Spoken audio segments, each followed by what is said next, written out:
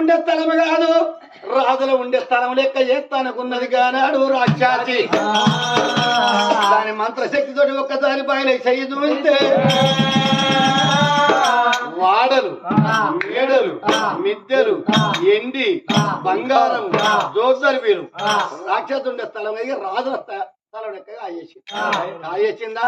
కానాడు శివకుమార స్వామి అది పెడే బిడలు నవ్వుకొని పోయి నడిచి నరాల మంచం మీద వండుకున్నదా. అక్కలకొండ రాక్షసి మంచి నరాల మంచం మీద ఎప్పుడు వండుకున్నదా.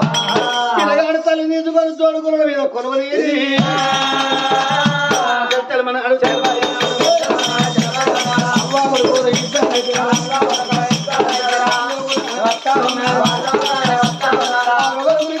బాయికాడికి ఎప్పుడు వచ్చినారు.